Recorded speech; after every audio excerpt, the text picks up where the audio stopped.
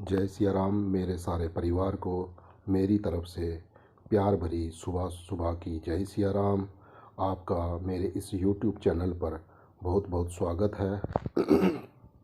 कल हमने ठाकुर जी की कृपा से श्री गुरु वंदना चौपाई का अध्ययन, श्रवण और संकीर्तन बड़े प्रेम पूर्वक मिल करके हमने और आपने किया था। आज हम दूसरी चौपाई जो श्री गुरु वंदन में गोस्वामी तुलसीदास जी ने लिखी है, उसका अध्ययन, संकीर्तन और श्रवण बड़े प्रेम पूर्वक मिल करके आप और हम करेंगे। तो आगे की चौपाई में गोस्वामी तुलसीदास जी महाराज कहते हैं, श्री गुरुपद नख मणिगण ज्योति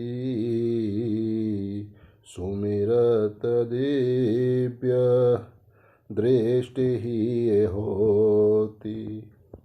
श्री गुरुपद नख मणिगण ज्योति सुमिरत दिव्य दृष्टि ही होती। दलन मोह तम सोस प्रकाशु बड़े बागयुर आवै जासु।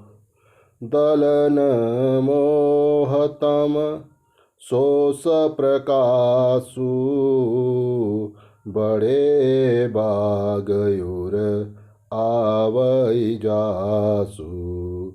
राम सिया राम, सिया राम जय जय राम।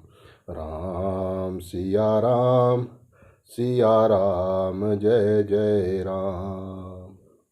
श्री गोस्वामी तुलसीदास जी महाराज इस चौपाई के अर्थ समूह में कह रहे हैं, पर प्रथम मैं आपको बताना चाहता हूँ, श्री गोस्वामी तुलसीदास जी महाराज इस चौपाई में श्री गुरु जी के चरणों की नहीं बल्कि उनके चरणों के अंगूठे के नख की वंदन कर रहे हैं। बड़ी सुंदर चौपाई है और इसके अर्थ स्वरूप में देखिए गोस्वामी तुलसीदास जी ने महाराज जी ने कितना सुंदर अर्थ लिखा हुआ है। गोस्वामी तुलसीदास जी कहते हैं, श्री गुरु महाराज के चरण नखों की ज्योति अनेकों अनेक मणियों के प्रकाश के समान है, जिसके स्मरण करते ही हृदय में दिव्य दृष्टि उत्पन्न होती है।